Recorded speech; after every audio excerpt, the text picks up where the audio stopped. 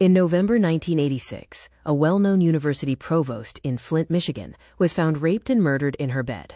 She lived in a gatehouse, on the grounds of one of the city's most secure estates. There were no signs of a break-in. The killer wasn't a stranger off the street. He was someone with a key and a trusted reason to be there.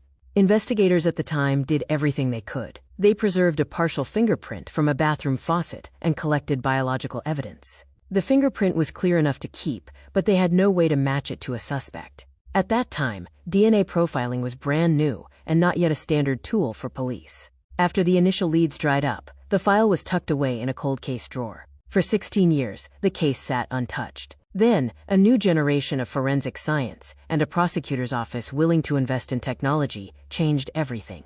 They took that old fingerprint and the stored biological evidence and turned them into proof. It turned out the same man had committed a second rape murder and had been hiding in plain sight for nearly 2 decades. This story is becoming common across the country. Cold cases are being solved decades later, not because witnesses suddenly remember what happened, but because preserved evidence and modern lab tools are doing what time could not. How cold cases used to die. For most of the 20th century, a rape-murder investigation relied on 3 main things: eyewitnesses, confessions, and extremely basic lab work. In the 1980s, blood typing could narrow down a group of suspects, but it couldn't point to one specific person. Fiber and hair analysis could suggest a connection, but they weren't the smoking gun evidence that juries expect today. If a killer didn't confess, if no one turned him in, and if his fingerprints weren't already in a paper file, a case could go cold in a matter of weeks. Evidence would sit for decades in dusty property rooms. Slides, swabs, and clothing were sealed and labeled, but they were scientifically underused. In many cities, rape kits were never even sent to a lab for processing. When those kits and envelopes were properly saved, they became, quote, time-delayed witnesses. Once better technology was invented, they could finally speak, in ways that were impossible at the time of the crime. Between the late 1980s and the early 2000s, 2 major changes transformed how police solve old murders: automated fingerprint systems and modern DNA profiling. 1. Automated fingerprints, AFIS. Before computers, police had to manually compare fingerprint cards by hand using magnifying glasses.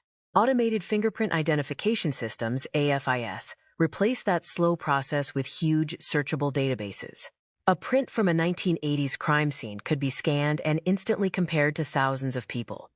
In mid-Michigan, the Genesee County Prosecutor's Office, led by Prosecutor Arthur Bush, became a leader in this technology.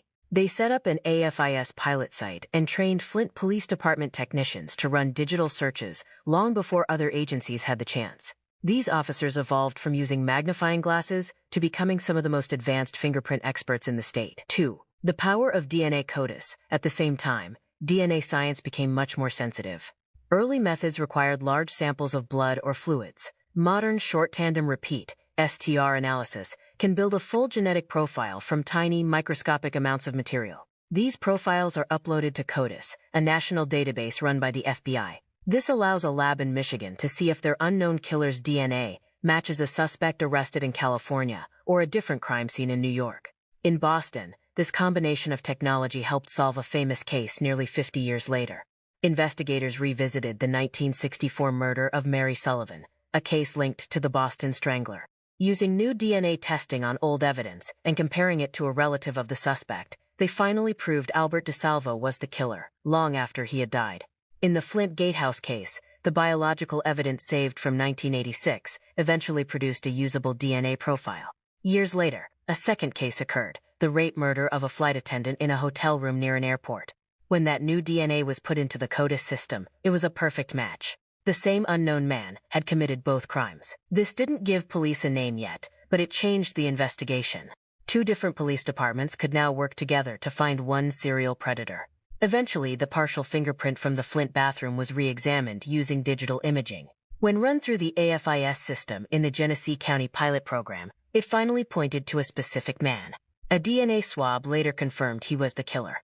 We see this same pattern in the Golden State Killer case. Joseph James DeAngelo committed dozens of crimes in California during the 70s and 80s. Traditional DNA searches never found him because he wasn't in the criminal database. In 2018, investigators used forensic genealogy, the same kind of DNA testing people use to find their ancestors. They found the killer's distant cousins, built a family tree, and finally identified D'Angelo after 40 years of searching.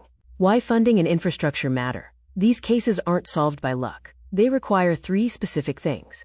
Proper storage. Evidence must be dried, sealed, and kept in a safe place so it doesn't rot or get lost for over 40 years.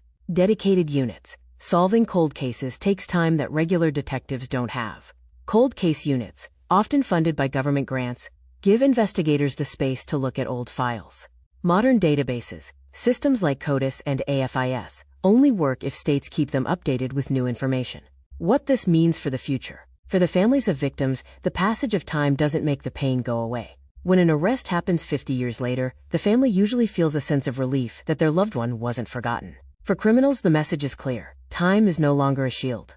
A single skin cell left on a piece of clothing or a fingerprint on a faucet can wait quietly for decades. When technology catches up, that evidence will carry a name. The work done in the Flint gatehouse murder and other cases across the country shows that justice doesn't have an expiration date. When communities choose to fund labs and support cold case units, they are doing more than just solving old mysteries. They are identifying dangerous people and making sure that time, by itself, is never enough to let a killer get away with murder.